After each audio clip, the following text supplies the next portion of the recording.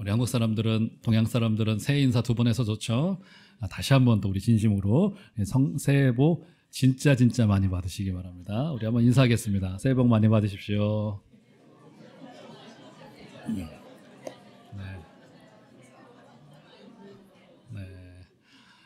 교회 지금 감기 환자가 많아서 너무 죄송한데 제가 아프면 안 되잖아요. 우리 교육자님들 중에서도 지금 한 두세 분이 이 지독한 감기를 지나가셔가지고 제가 그분들을 며칠 동안 멀리했습니다.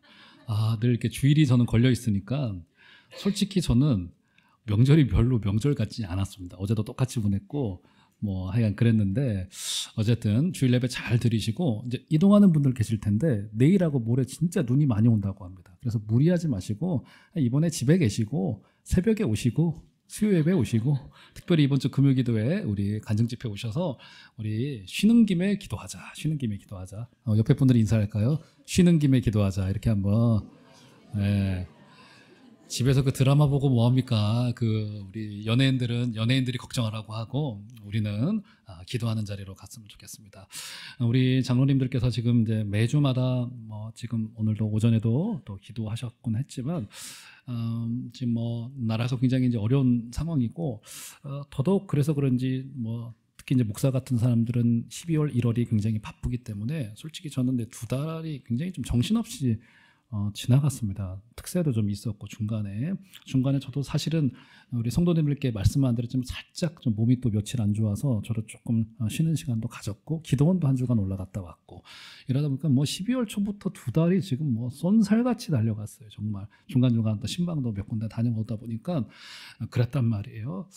그러면서 제가 크리스마스 때도 분위기가 그랬고 지금 신정도 그렇고 구정도 그렇고 이제 이렇단 말이에요. 참 우리 교회가 우리 성도님들이 너무 순하시고 착하셔서 교회는 너무 평안하고 정말 너무 좋은데 정말 교회와 더불어서 가정도 평안해야 되겠고 우리의 큰 울타리인 이 국가 공동체도 최소한의 그 평안이 좀 우리에게 있어야지 되겠다는 그런 절실한 생각이 좀 들었고 정말 나라와 민족을 놓고 정말로 눈물 뿌려서 기도해야 될 때다 이런 생각이 좀 들고 이런 중에 정말 아주 취약한 때잖아요. 이럴 때 이제 개인의 탐욕, 사람의 탐욕, 잘못된 이념, 잘못된 사상이 나라를 전복시키는 사례는 정말로 많았다. 이런 역사의 교훈이 우리 가운데 있습니다. 꼭 기도해 주시고 우리 쉬는 김에 기도하자. 쉬는 김에 기도하자. 특별히 이제 가족들 만나게 되실 텐데 제가 이제 또 올해 6월 달에 전도 집회 할 거예요. 하는데 1년에 한 번 하지 않습니까? 하는데 전도는 미뤄둘 게 아니에요. 전도 폭발의 첫 질문이 뭡니까? 전도 폭발. 우리 훈련 받으신 분 교인 중에 꽤 계시죠? 첫 질문이 뭐예요? 만나서 오늘 당신 죽으면 오늘 밤 주님 오시면 오늘 천국 갈 자신이 있습니까? 이게 첫 질문이잖아요. 굉장히 사실 도발적인 질문이고 조금 무례한 질문인 건 맞아요. 근데 무례한 질문임에도 불구하고 그건 맞는 질문이에요. 우리가 사랑하는 부모님, 사랑하는 자녀들을 객관적으로 놓고 봤을 때 이 아이가 과거에 교회 다녔다. 좋습니다. 다 좋아요. 믿음이 있을 수 있겠죠. 하지만 우리가 인간적인 눈으로 보기에 이 아이가, 이 부모님이 우리 사랑하는 형제 자매들이 오늘 밤에 주님 오신다면 아니면 우리가 개인적인 종말을 맞이한다면 이 아이가 천국 백성 될 수 있을까? 물론 모르죠. 교회 안 나오는 것은 그렇게 사실은 천국에 갈 수 있고 갈 수 없고의 기준은 아니에요. 예수를 제대로 믿고 있느냐 믿고 있지 않느냐라고 하는 문제인 거예요. 전도는 굉장히 화급한 일이에요. 굉장히 시급한 일이에요. 그래서 명절 때 웃고 즐기는 것도 굉장히 좋지만 우리가 그들에게 줄 수 있는 최고의 선물, 내가 이 자녀를, 이 부모님을, 형제 자매 친척들을 사랑하고 있다는 최고의 증언은 이들에게 예수를 증언하는 것이라는 사실이에요. 저는 전도하지 않으면 사랑하지 않는다고 생각합니다. 그건 맞는 거예요. 아니면 제대로 믿고 있지 않거나 둘 중밖에 없는 거란 말이에요. 그래서 이번에 가셔서 꼭 이 사람이 예수 믿는 자가 되고 더 나아가서 예배자가 되고 헌신자가 되는 자리까지 이들을 전도하는 것이 가장 화급한 일이다. 꼭 기억하시고 이것에는 부담을 좀 느끼셔야 돼요. 언젠간 주님이 하시겠죠. 주님도 하시지만 주님이 우리에게 전도하라고 일러주셨단 말이에요. 꼭 가서 전하시고 주위의 친척들, 친구들, 사랑하는 친구들을 예수 믿게 하고 하는 통로로서 쓰임받게 되어주시는 은혜가 있기를 주의 이름으로 축원드립니다. 부담되시죠? 네, 부담 같이 해야 됩니다. 이거는. 자, 오늘은 네 번째, 새 일이라고 하는 네 번째 주제의 시간이에요. 정리 좀 해볼까요? 첫 번째, 이사야서 말씀을 중심으로 새 일을 행하소서. 두 번째 주, 새 술은 새 부대에 넣자. 지난주 뭐였죠? 새로운 예배에 관해서 예배를 좀 정리했고요. 오늘은 그 주제가 뭡니까?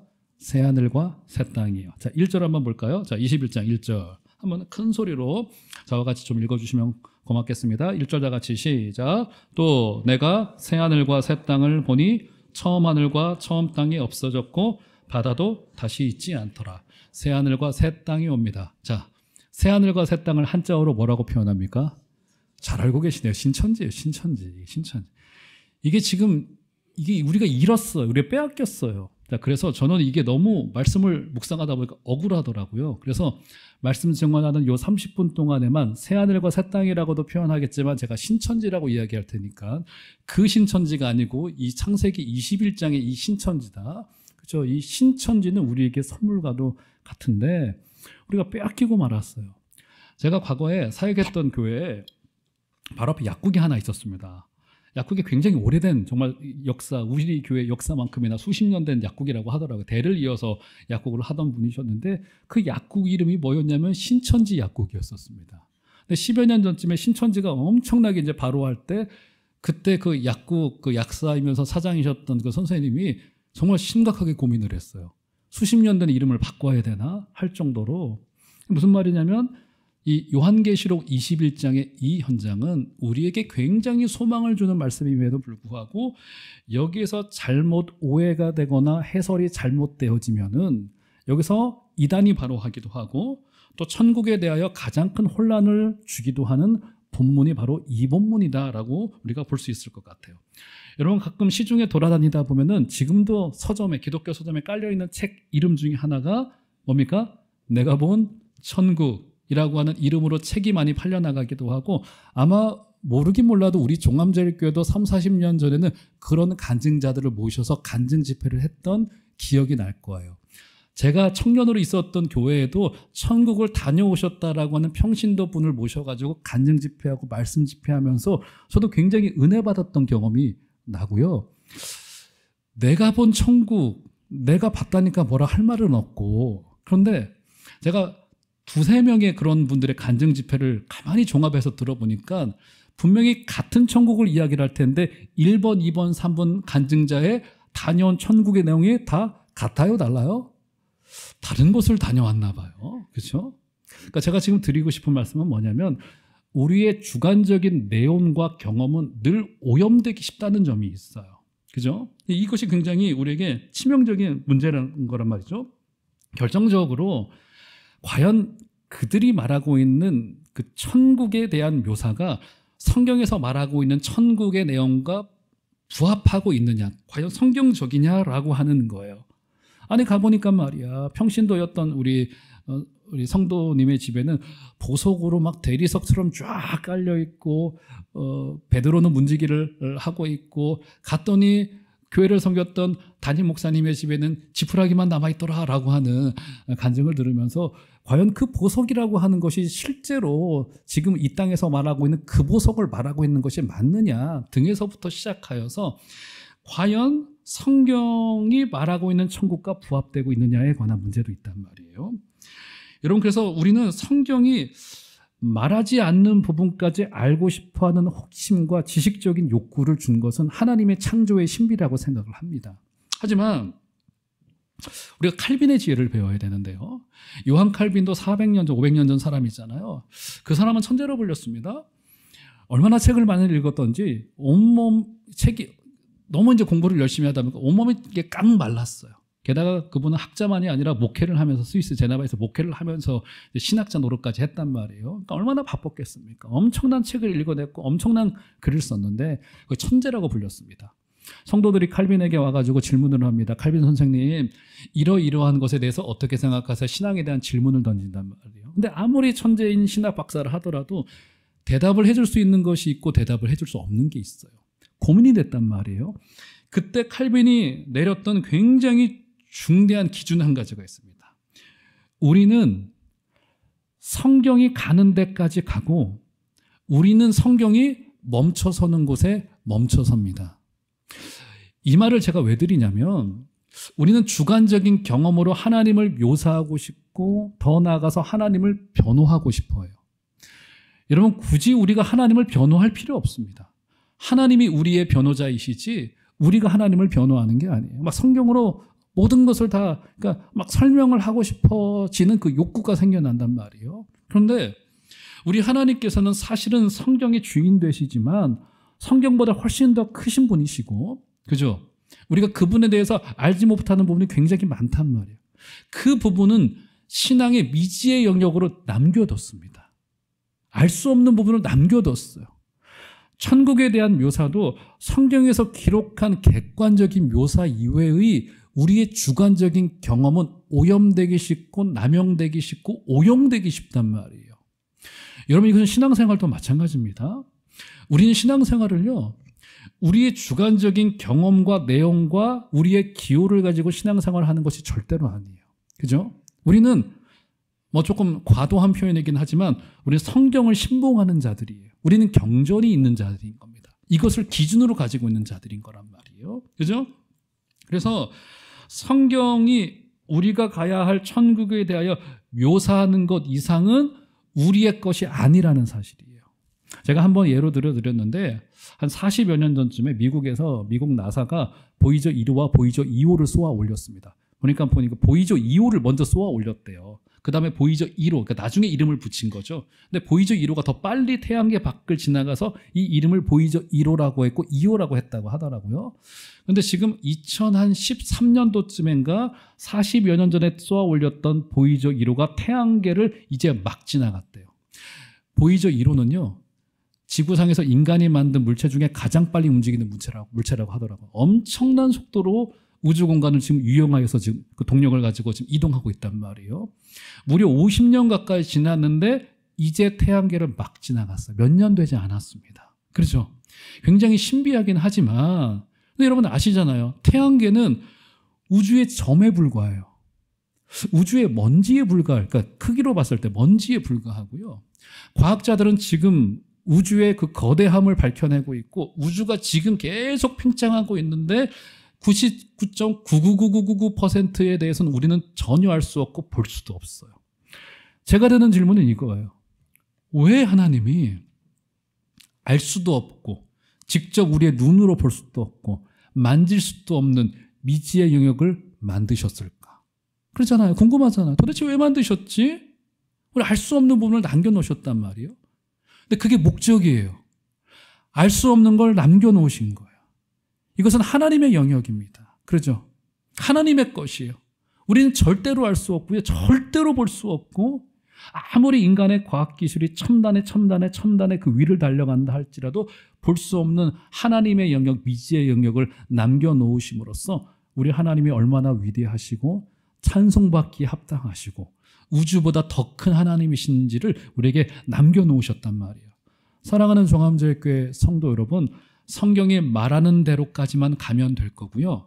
천국에 대해서도 좋은 곳이라는 것 정도로만 남겨놓으시고 오늘 여기 새하늘과 새 땅에 묘사하는 것 이외의 것에 호기심을 가지시는 것은 좋겠으나 여기 우리 주관적인 겉옷을 덧입혀 씌워서 우리가 해설을 하거나 변호를 할 필요는 전혀 없다는 사실을 먼저 기억하시고 오늘 본문으로 한번 가보도록 하겠습니다. 다시 한번 볼까요? 자, 보면은 다시 1절 다시 보시면 제가 읽어드릴게요. 또 내가 새하늘과 새 땅을 보니 처음 하늘과 처음 땅이 없어졌고 바다도 다시 있지 않더라. 여기 보니까 첫 번째 새하늘과 새 땅의 첫 번째 특징이 등장하게 됩니다. 그 특징이 뭡니까? 그 특징은 바로 단절 불연속성, 이렇게 표현을 어떤 분은 하더라고요. 이게 무슨 말입니까? 처음 하늘과 처음 땅이 전부 다 없어졌고 바다도 없어졌대요. 그렇죠? 그러니까 여기서 바다라고 하는 것은 특별히 계시록과 사복음서 속에서 여기서 용이 나오는 어둠의 세력이 나오는 곳으로서의 늘 바다로 등장합니다. 그러니까 바다는 사실은 성경 속에서는 좀 부정적인 이미지예요. 특별히 요한계시록 17장에 보면은 큰 음녀, 여러 왕들을 이렇게 미혹할 큰 음녀가 바다로부터 큰 물로부터 등장한다는 것에서 봤을 때 이 바다는 늘 죄가 관영한 땅을 뜻한단 말이에요. 어쨌든 1절을 보니까 새 하늘과 새 땅의 첫 특징은 뭐냐면 처음 하늘과 처음 땅이 없어졌고 바다도 다시 있지 않더라라고 하는 것 속에서 처음 것과의 결별이요 단절이라고 하는 것을 볼 수 있습니다. 자, 그것을 4절에서는 이렇게 묘사를 합니다. 한번 볼까요? 4절. 제가 장례 예배 가면은 가끔 인용하는 말씀이기도 하는데요. 자, 한번 4절, 21장 4절 한 소리로 한번 읽어보도록 하겠습니다. 시작. 모든 눈물을 그 눈에서 닦아주시니 다시는 사망이 없고 애통하는 것이나 곡하는 것이나 아픈 것이 다시 있지 아니하려니 처음 것들이 다 지나갔음이로라. 예, 이것은 1절의 후반절을 아주 잘 다시 한번 묘사한 것이라고 볼 수 있어요. 여기도 단절이 있죠. 애통하는 것이나 곡하는 것이나 아픈 것이나 사망이 다시 있지 않겠다. 할렐루야. 사랑하는 정함자일교회 성도 여러분, 새하늘과 새 땅의 첫 번째 굉장히 중대한 의미와 특징은 처음 것과의 단절이에요. 첫 에덴 동산은 실패했어요. 맞죠? 두 번째 에덴 동산이 오겠다는 겁니다. 이것은 완전히 다른 식의 에덴 동산이 우리로부터 오겠다는 거예요. 사랑하는 종암자일교회 성도 여러분, 새하늘과 새 땅이 오면 거의 눈물도 없고요. 세상의 가치와는 다른 일들이 벌어지게 될 거고요. 우린 그것을 정확히는 몰라요. 지금 세상의 가치와 세상의 눈으로 이것은 좋은 거야, 이것은 나쁜 거야 라고 우리는 재단하고 기준을 세웁니다만 이 기준이 전부 다 와르르 무너질 날이 우리에게 오게 될 것이고요. 그렇죠? 이 모든 가치들이 전부 다 무너질 이 땅의 것들과는 완전히 단절될 그날이 올 것을 기대하시고 소망하시고 더불어 준비하시는 복된 여러분들 되시기를 주의 이름으로 축원드립니다. 첫 번째 특징은 단절인데요. 자, 그런데 성경은 거기에서 멈춰서지 않습니다. 자, 2절 볼까요? 자, 2절 보시면 굉장히 아리까리한 내용 한 가지가 등장합니다. 자, 2절 다 같이 한번 읽어보도록 하겠습니다. 시작. 또 내가 보매 거룩한 성 새 예루살렘이 하나님께로부터 하늘에서 내려오니 그 준비한 것이 신부가 남편을 위하여 단장한 것 같더라. 할렐루야. 자, 그런데 이거 그냥 읽고 지나가시면 다시 한번 2절에 한번 눈을 더 보시겠어요? 거룩한 성 새 예루살렘이 하나님께로부터 하늘에서 우리에게로 내려옵니다. 그런데 그 준비한 것이 신부가 남편을 위하여 단장한 것 같더라라고 하면서 그 성의 주민을 신부라고 묘사를 합니다. 일단 첫 번째 뭡니까? 단절이었는데, 근데 두 번째 특징이 있죠. 새하늘과 새 땅에 임하게 될 것을 거룩한 성 새 예루살렘이 위로부터 우리에게 다가오는 것으로 묘사를 합니다. 성경은. 그러면 정리할 것이 있어요. 천국은 새하늘과 새 땅은 우리가 가야 될 나라도 맞아요. 맞아요. 우리가 올라갈 나라도 맞아요. 근데 더불어서 그 나라는 우리에게 어떻게 한다고요? 다가오는 나라예요. 굉장히 파격적이죠? 제 말이 아니에요. 이건 성경의 말입니다. 거룩한 성 새 예루살렘이 우리에게 다가오는 나라예요. 다가오는 나라. 이해가 되시죠? 그러니까 그 나라는 단절되고 이 땅과는 완전히 다른 곳이기 때문에 우리가 가는 곳도 맞지만 첫 번째 내용이죠. 두 번째 뭐냐면 거룩한 성 새 예루살렘이 하나님께로부터 하늘에서 우리에게 내려왔는데 마치 신부가 결혼을 위하여서 단장하고 준비한 것 같더라라고 묘사하고 있단 말이에요. 그죠? 자, 이것을 또 어떻게 묘사하냐면요. 여러분 9절 한번 보시겠어요? 반복되어 등장합니다. 얼마나 중요한지. 자, 9절 보시면 9절. 7 대접을 가지고 마지막 7 재앙을 담은 7 천사 중 하나가 나와서 내게 말하여 이르되 이리 오라. 내가 신부 곧 어린 양의 아내를 내게 보이리라 하고. 자, 10절 다 같이 한번 읽겠습니다. 시작. 성령으로 나를 데리고 크고 높은 산으로 올라가 하나님께로부터 하늘에서 내려오는 거룩한 성 예루살렘을 보이네. 여기 또 등장하네요. 거룩한 성 예루살렘이 어떻게 한다고요? 하늘에서부터 우리에게 어떻게 하겠다고요? 우리에게 오겠대요.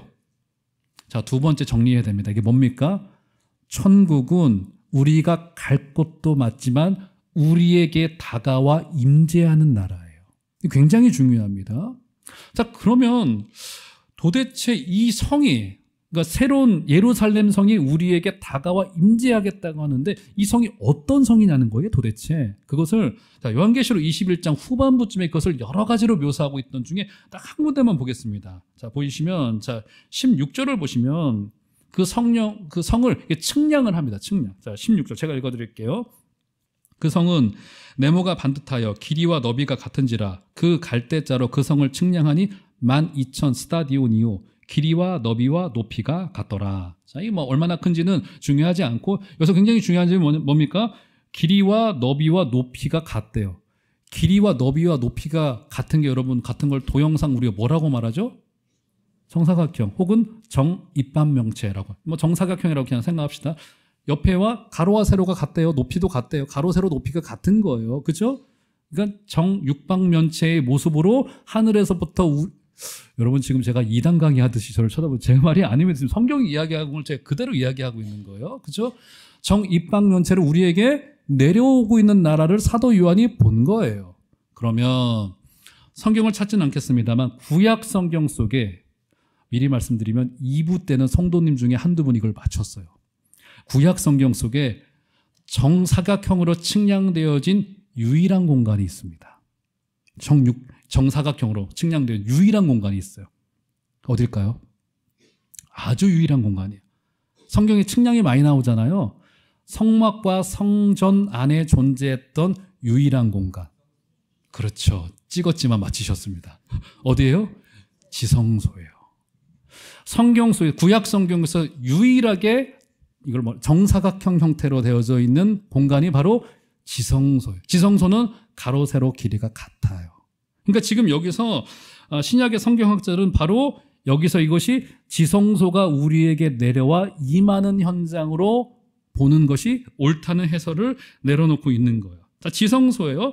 이 지성소의 특징이 여기 또 등장하죠. 볼까요? 자, 3절 보시면 그래서 이 말이 등장하는 겁니다. 3절 보시면 내가 들으니 보좌에서 큰 음성이 나서 이르되 보라 하나님의 장막이 사람들과 함께 있음에 하나님이 그들과 함께 계시리니 그들은 하나님의 백성이 되고 하나님은 친히 그들과 함께 계셔서. 그죠? 지성소의 가장 적극적인 특징은 하나님과 동행 하나님의 임재를 뜻하고 있는데 3절이 그것을 말하고 있죠. 하나님이 그들의 백성과 함께 계셔서 그들은 하나님의 백성이 되고 하나님은 그들의 왕이 되시고 하나님이 그들과 함께 하시겠다라고 하는 지성소의 특징을 보여주고 있단 말이에요. 자, 한번 구약성경 딱 한 군데만 확인하겠습니다. 자, 레위기 26장 11절과 12절을 올려줘 보시면 여기 장막의 특징이 성막의 특징이 등장을 하는데 제가 읽어드릴게요.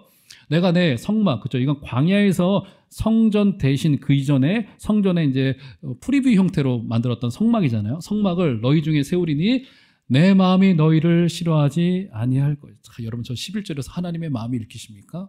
성막을 지으면서 내가 너희들을 싫어하는 거 아니야. 광야로 내몬 거 아니야. 오해하지 마. 성막을 딱 지어주시면서 하나님의 임재를 보이시는 거예요. 그러면서 12절 한번 볼까요? 다 같이 한번 읽겠습니다. 시작.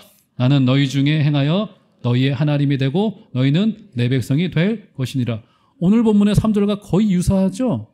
그러니까 오늘 본문의 3절은 레위기 26장 12절의 소위 성취라고 볼 수 있어요. 하나님이 성막과 성전을 지어서 거기에 지성소를 두어서 내가 너희 백성과 영원히 함께 할 것이다 라고 하는 그 약속이 오늘 성취가 된 거예요. 그 약속은 중간중간에도 성취됐죠. 우리 예수님이 오셨단 말이에요.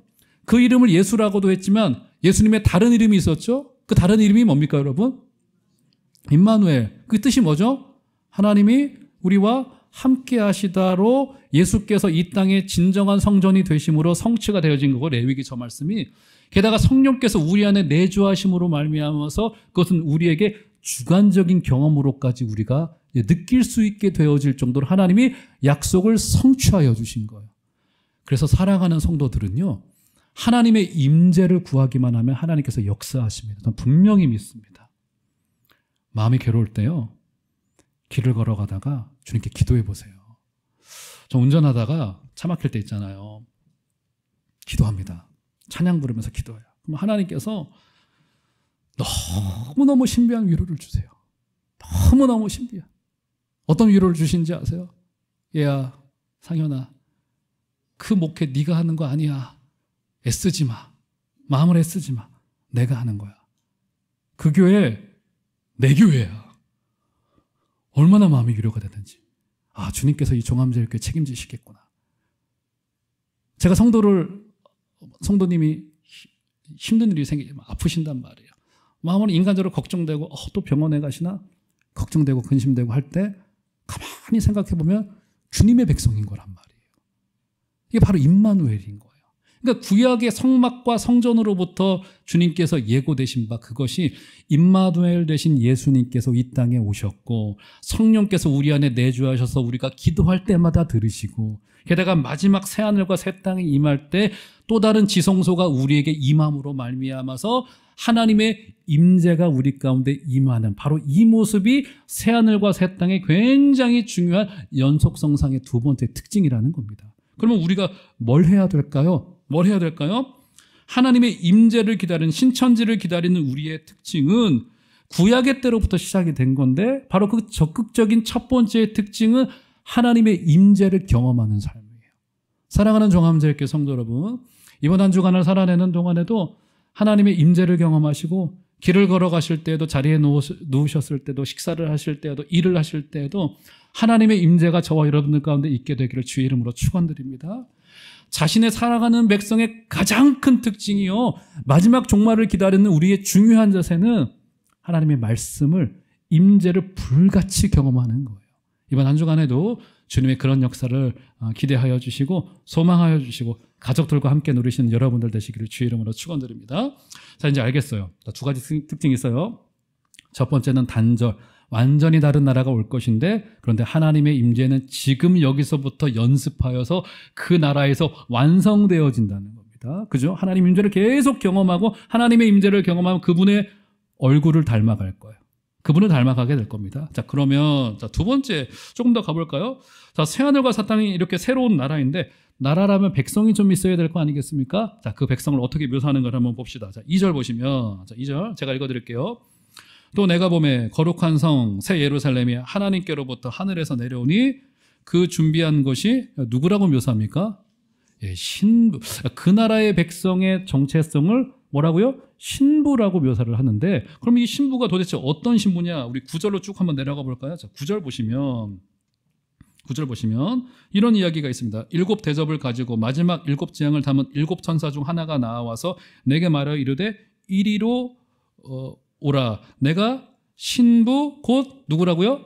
그 신부는 어린 양의 아내래요. 어린 양의 아내라고 말합니다. 자, 그러면 그래서 어린 양은 누구를 지칭하는 걸까요? 예수님을 지칭하는 것이 분명하죠. 그렇죠? 예수님이 분명합니다. 예수님에게 신부가 다 있네요. 여러분, 이 신부가 누굽니까? 이 신부가 누구예요? 여러분, 이거 머뭇머뭇하시면 안 돼요. 지금 누구 이야기야? 예를 들어 드릴게요. 예를 들어서 우상현의 아내가 누구냐고 저한테 물어봤는데 제가 머뭇머뭇해요. 그렇다고 상상만 해볼게요. 어떻게 되겠습니까? 문제가 있는 거잖아요, 관계에. 그렇지 않습니까? 어린 양의 신부가 누구예요? 대답 안 하시기에요? 누구예요? 나예요, 나. 이게 얼마나 감격인지 몰라요. 어린 양의 아내가 누구예요? 나예요, 나. 여러분, 신부가 왜 중요합니까, 신부가? 이 결혼식이 이제 요한계시록 19장 볼까요? 요한계시록 19장에 보면은 어린 양의 혼인잔치가 벌어지는데 이 혼인잔치 자리에서 축가가 하나가 울려 퍼집니다. 그 축가를 한번 보시겠어요? 19장 7절을 보시면, 자, 6절부터 보세요. 6절부터 보시면 어린 양의 혼인잔치에서 축가가 울려 퍼집니다. 제가 읽어드릴게요. 또 내가 들으니 허다한 무리와 우리의 음성과도 같고 많은 물소리와도 같고 큰 우레 소리와도 같은 소리로 이르되 할렐루야 우리 주 하나님 곧 전능하신 이가 통치하시도다. 7절 한번 7절 다 같이 한번 읽겠습니다. 시작.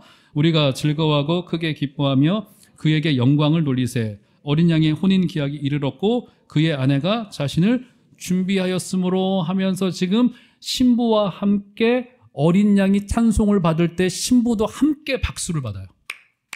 어린 양 혼인잔치에서 그에게 영광을 돌리세 하면서 신부도 함께 어린 양과 함께 박수를 받고 있습니다.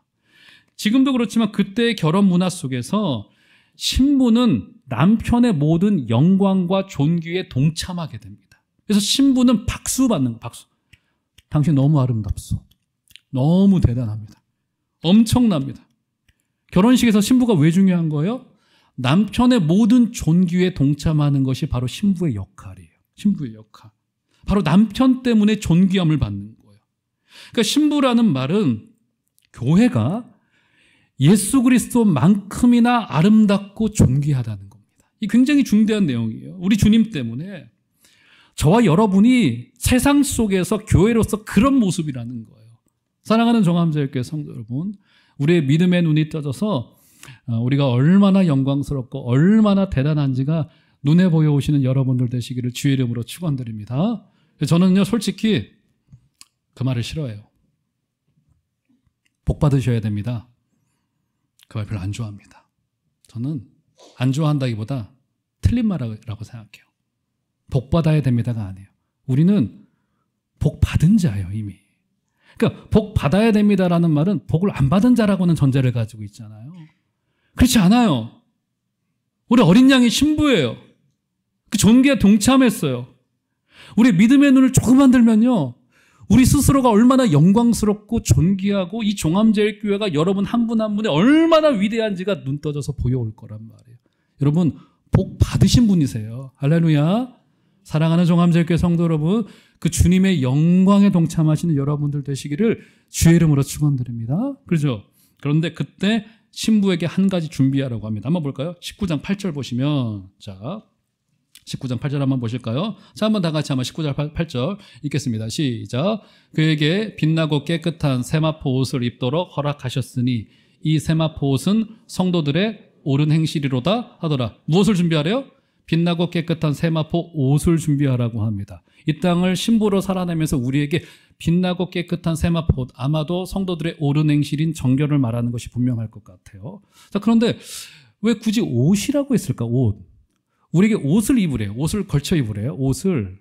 저 같은 경우도 이제 주일 아침이 되면은 제가 항상 주일날만 따로 입는 양복이 이렇게 주중에 예배를 인도할 때는 그 양복을 입지는 않지만 이 주일에만 이렇게 입는 이렇게 잘 다려진 이렇게 옷을 늘 입고 아침 6시 반에 이제 딱 넥타이를 목을 졸라 딱 매면은 제 안에 드는 생각이 그치, 내가 담임 목사지, 이 생각이 다시 들려옵니다.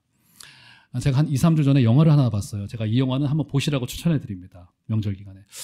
영화 제목이 기억이 안 나네요. 뭐 말할 수 없는 비밀인가? 그래. 90년대 후반쯤에 만들어진 영화인데 영화가 정말 기가 막힙니다. 미국에 한 고등학교가 있어요. 학생이 하나 있습니다. 우등생이에요. 천재입니다, 거의. 역사 시간에 공부를 하는데 역사책에 나치 전범의 젊은 적 사진을 봐요. 근데 이 나치 전범이 전쟁 이후에 사라졌다는 거예요. 이 학생이 여기 꽂힙니다. 도서관에 갔어요. 그 사람의 사진을 추적해내기 시작을 합니다. 다른 또 사진을 대비해봐요. 이 사람이 맞구나 한 거예요. 어느 날 집에 돌아가다가 자기 집 근처에 사는 할아버지 한 분이 계신데 자기 눈에는 이 사람이 이 사람 같은 거예요. 이 아이가 얼마나 당돌한지 바로 가서 문을 두드립니다. 할아버지를 불러내요. 그리고는 그 사진을 들이밉니다. 이 사람이 당신이죠? 바로 들이밀어요. 처음엔 아니라고 부인하죠. 나치 전범이니까. 근데 이 할아버지를 코너로 몰아세워요. 끝내는 실토를 합니다. 내가 맞다고 실토를 해요. 실토하지 않으면 내가 신고하게 되게 된 거예요. 그리고는 식탁에 앉아서 그 사람이 어떤 사람이냐면 가스실에서 유태인들을 잔혹하게 죽였던 인물이에요. 그러면서 나에게 그때 당시에 유태인을 죽였을 때 기분과 감정을 말해주세요. 막 이러면서 막 둘이 사이코 같아요. 막 그런 영화입니다. 막 둘이 그 사람을 죽였던 일에 대해서 막 나눠요. 할아버지는 하기 싫은데 계속 그걸 몰아붙입니다. 그러다가 한날은 옷을 한 벌 사와요. 나치 전범들이 있던 그 군복 있죠. 그것을 어떻게 구해와서 할아버지에게 던져줘요. 이거 한번 입어보시고 저한테 격려 한번 해보세요. 이렇게 된 거예요. 할아버지는 싫다고 하죠. 막 거부를 합니다. 그런데 그 옷을 어쩔 수 없이 입습니다. 딱 입어요. 입고 격려하는 순간 영화가 전환됩니다. 이 할아버지가 괴물이 돼요. 살인도 저지르고요. 끝내는 이 영화가 파국으로 치닫게 됩니다. 그 옷을 딱 입는 순간 막 소름 돋아. 연기를 얼마나 잘하는지 배우가 막 소름이 돋을 정도예요. 그 옷은 뭐예요? 정체성이에요. 정체성. 빛나고 깨끗한 옷은요, 성도의 정체성이에요. 정체성. 정체성입니다. 우리 정체성은 뭡니까? 이 땅에서 구별됨. 빛나고 깨끗하면 보여질까요? 안 보여질까요? 보여질 수밖에 없단 말이에요. 사랑하는 종암제일교회 성도 여러분, 이 땅을 살아내는 동안에 이 땅의 백성들과는 다른 가치를 가지고, 다른 생각을 가지고, 다른 발걸음을 가지고 이 땅을 살아내 주시는 복된 여러분들 되시길 주의 이름으로 축원드립니다. 바로 그것이 성도의 정결이라고 하는 옷을 입은 자들이다라고 표현하고 있단 말이에요. 자, 그러면 한번 결론으로 생각해 볼까요? 자, 한번 정리 한번 해보도록 하겠습니다. 새하늘과 새 땅의 백성인 이제 신부들에게 정결이 우리에게 요구되어지고 있고, 새하늘과 새 땅은 단절도 뜻하지만 이것은 하나님의 임재를 경험하면서 이어져 나가서 완성되어질 나라다라고 우리에게 이야기하고 있단 말이에요. 그런데 이 땅을 정결한 신부로 살아낼 수 있는 능력이 우리 가운데 있습니까? 없습니까? 감당해낼 수가 없단 말이에요. 그렇기 때문에 오늘 본문 볼까요? 자, 21장 6절에 답이 나와져 있습니다. 어떻게 이길 수 있을까? 6절. 굉장히 중요한 요절과도 같아요. 한번 6절 다 같이 한번 큰 소리로 읽어보도록 하겠습니다. 시작. 또 내게 말씀하시되 이루었도다. 나는 알파와 오메가요 처음과 마지막이라. 내가 생명수 샘물을 목마른 자에게 값없이 주리니. 할렐루야. 우리 예수님이 어떻게 말씀하십니까? 나는 어떻게 했다고요? 이루었도다. 우리는 아직 부족한데 지금 이루었대요. 근데 주님이 당신을 뭐라고 계시하십니까?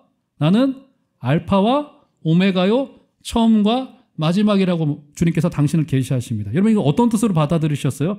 내가 모든 것을 다 주관한다는 뜻도 맞지만 알파 오메가는 헬라 말의 A부터 Z, 처음 알파벳과 마지막 알파벳을 알파와 오메가로 합니다. A부터 Z예요.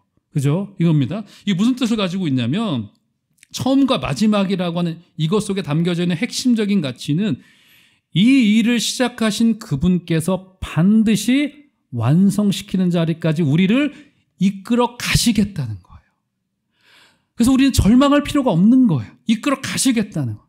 그분이 반드시 우리로 그런 백성으로 하나님을 찬송하는 하나님의 신부로 우리를 만들어 가시겠다는 거예요. 마지막으로 이 예를 들어드리고 설교를 마무리하도록 하겠습니다. 야곱을 한번 생각해 볼까요? 야곱이라고 하는 인물이에요. 얼마나 우리와 비슷한지 모릅니다. 아버지 속여 형 등쳐먹어 엄마 치맛자락 아래서 자기의 욕심대로 살았던 인물입니다. 중간중간에 하나님이 그를 찾아오시긴 했지만 그는 하나님을 거절했습니다. 자기보다 더 야곱스러운 라반을 만나게 되죠. 그죠? 라반을 만나게 됩니다. 기가 막히게 20년 세월을 하고 그가 원하는 대로 거부가 되어졌습니다. 그리고는 두려움에 떨던 존재였던 형 에서를 만나러 가야만 됩니다. 그가 어떻게 준비합니까? 맨 앞에 몸종 세워요. 그 다음에 선물 세워요. 가족들 먼저 야복강가 건너게 합니다. 그리고는 본인은 맨 뒤에 남아서 홀로 이슬을 맞으면서 밤을 지새고 있던 그 와중에 하나님의 사자가 야곱을 드디어 인격적으로 찾아옵니다. 거기서 야곱과 하나님의 사자 사이에 씨름이 벌어져요. 누가 이겨요? 누가 이깁니까? 하나님이 이겨요? 야곱이 이겨요? 야곱이 이겨먹어요. 대단한 인물이죠. 그래서 하나님께서 야곱을 이기지 못함을 보고 그의 환도뼈를 치고는 그의 이름을 개명시켜주죠. 뭐라고 개명시켜줍니까? 너무 잘 아시네. 이스라엘이라고 하는 이름 뜻은 굉장히 불명예스러운 이름입니다. 이름 뜻이 뭐예요?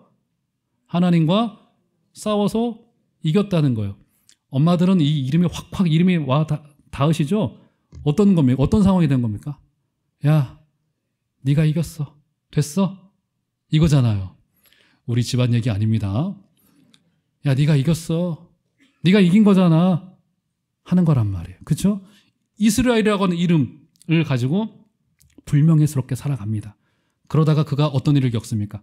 아들을 잃고 가산과 기근으로 인해서 모든 재산을 다 잃고 야곱이 요셉에게 이끌려서 바로 앞에 섰을 때 비로소 그가 보였던 행동 하나를 볼까요? 창세기 47장 7절 한번 올려줘 보실까요? 기가 막힌 이야기가 벌어집니다. 한번 다 같이 한번 한 소리로 읽겠습니다. 시작. 요셉이 자기 아버지 야곱을 인도하여 바로 앞에 서게 하니 야곱이 바로를